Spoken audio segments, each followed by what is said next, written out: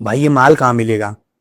बस यहीं चाय की टपरी के बगल में पान की दुकान है, वहां 100 और 50 की पुड़िया मिलती है, जो लगे सो ले लिया। ये बातचीत अब इतनी नॉर्मल हो चुकी है कि जैसे सिगरेट और गांजे में कोई फर्क ही ना रह गया हो। वीड कंज्यूम करना अब इतना इजी हो गया है कि ये लगता ही नहीं है कि ये चीज नारकोटिक्स कैटेगरी में आती है। नमस्कार दोस्तों, मैं हूं सामर्थ। गांजे के नशे पर मैंने कुछ वीडियोस पहले भी बनाए हैं, पर आज हम एक विशेष प्रकार के पैदा किए जाने वाले गांजे के बारे में बात करेंगे, जो अगर इंडिया में पैदा होना शुरू हो गया तो समझ लो कि स्मगलिंग बहुत आसान हो जाएगी और इंडिया में नशे का ग्राफ रॉकेट की तरह ऊपर उड़ता हुआ दिखने लगेगा। मैं बात कर रहा हूं हाइड्रोपोनिक गांजे की। ये गांजे की खेती करने का वो तरीका है जिसमें ना खाद लगती है, ना मिट्टी और ना ही सूरज की रोशनी।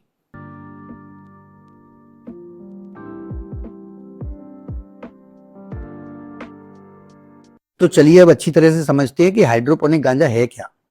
तो हाइड्रोपोनिक गांजा या हाइड्रोवीट कैनाबीज के उन पौधों को कहा जाता है जिन्हें मिट्टी के बिना केवल पानी और पोषक तत्वों से भरपूर घोल यानी न्यूट्रिएंट रिच सॉल्यूशन के उपयोग से उगाया जाता है। इस तरीके से उगाए जाने वाले गांजे के लिए इतना सटीक एनवायरनमेंट क्रिएट किया जाता है जिसके कारण मिट्टी में उगने वाले गांजे की तुलना में ये जो है वो ज्यादा पावरफुल और नशीला हो जाता है। इसकी खेती में पौधों को कोको कायर मतलब नारियल के रेशों या और आसान भाषा में कहें तो कूलर की खस होती है ना, वैसे स्ट्रक्चर में, रेत या बजरी में या सीधे पानी के टैंकों में उगाया जाता है। ये सॉइल फ्री सिस्टम जड़ों द्वारा पोषक तत्वों को सीधे सोखने में मदद करता है। हाइड्रोपोनिक किस्मों में टीएचसी का जो स्तर होता है वो बहुत ज्यादा होता है, आमतौर पर 30 से 40% के बीच में, जबकि नॉर्मल भारत में जो गांजा पाया जाता है उसमें केवल 3 से 4% होता है। हाइड्रोवीड अपनी हाई पोटेंसी, घनी घनी कलियों और तेज स्पेशल स्मेल के लिए जाना जाता है। इसीलिए ज्यादातर तस्कर जो है ना वो इसकी स्मेल को छुपाने के लिए वैक्यूम सीलिंग का उपयोग करते हैं। और हाँ, हाइड्रोपोनिक कैनाबीज को बिना किसी नेचुरल सनलाइट के पूरी तरह से इंडोर उगाया जा सकता है। मोस्टली हाई पोटेंसी वाला गांजा इसी तरह से उगाया जाता है, क्योंकि इस प्रोसेस में एनवायरनमेंट पूरी तरह से कंट्रोल्ड होता है, जिससे गांजा तेजी से भी उगा लिया जाता है। और इसकी जो कलियां होती है ना वो भी रेजिन से भरपूर और घनी घनी होती हैं। रेजिन यानी इन कलियों से निकलने वाला माल, जिससे चरस बनता है। इसमें सूरज की बजाय उत्पादक special full spectrum grow lights का उपयोग किया जाता है, जो एकदम सूरज की वेवलेंथ की नकल करती हैं। ये लाइटें फोटोसिंथेसिस के लिए जरूरी ऊर्जा देती हैं और इन्हें पौधों की लाइफ साइकिल के आधार पर उनके हिसाब से बदलने के लिए प्रोग्राम किया जा सकता है।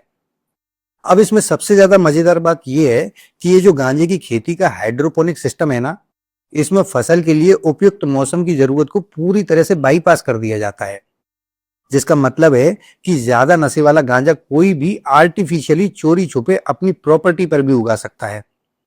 बस और ज्यादा डिटेल में नहीं बताऊंगा, वरना जैसे कुछ मूर्ख क्राइम पेट्रोल देखकर क्राइम करने का आइडिया तलाश लेते हैं ना, वैसे ही कोई डेढ़ सियाना अपने घर पे गांजा उगाने का प्रयोग शुरू कर देगा। 2022 में थाईलैंड में कैनाबीज को डीक्रिमिनलाइज करने के बाद भारत में स्मगलिंग के जरिए लाया जाने वाला हाइड्रोपोनिक गांजा वहीं से आता है। जहां एक तरफ नॉर्मली गांजे की कीमत 15,000 से 16,000 रुपए प्रति किलो तक होती है, वहीं भारत के बड़े बड़े शहरों और मेट्रो सिटीज में हाइड्रोपोनिक गांजे की कीमत लगभग 1 करोड़ रुपए प्रति किलोग्राम तक होती है।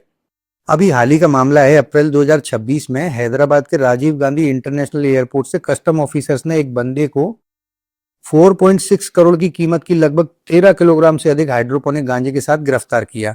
और इसी तरह की बड़ी कार्रवाई मुंबई और बेंगलोर जैसे शहरों में भी देखने को मिली है। तो दोस्तों, अभी हाइड्रोपोनिक गांजा भारत में केवल स्मगलिंग के जरिए आता है, पर प्रॉफिट मार्जिन और यूथ में वीड स्मोकिंग कल्चर का बढ़ता हुआ जो ट्रेंड है उसे देखकर ये लग रहा है कि बहुत जल्दी अपने यहाँ भारत में भी अवैध तरीके से हाइड्रोपोनिक गांजा जो है वो उगाया जाने लगेगा, है ना। वैसे भी आए दिन एमडी और मैथ की अवैध लैब जो हैं उनको सीज करने की खबरें आती ही रहती। बाकी आपकी इस टॉपिक के बारे में या फिर ये जो गांजे का ट्रेंड चल रहा है अपने यूथ में, उसके बारे में आपकी क्या राय है? आप चाहें तो हमें कमेंट करके बता सकते हैं। अगर वीडियो नॉलेजेबल लगता हो तो उसे शेयर करो, लाइक कर दिया करो और चैनल को प्लीज सब्सक्राइब कर लिया करो। जितने भी लोग देखते हैं देख के स्क्रॉल कर देते हैं, है ना, वैसे ज्यादा देखते भी नहीं है। बाकी अपना ख्याल रखो। नमस्ते।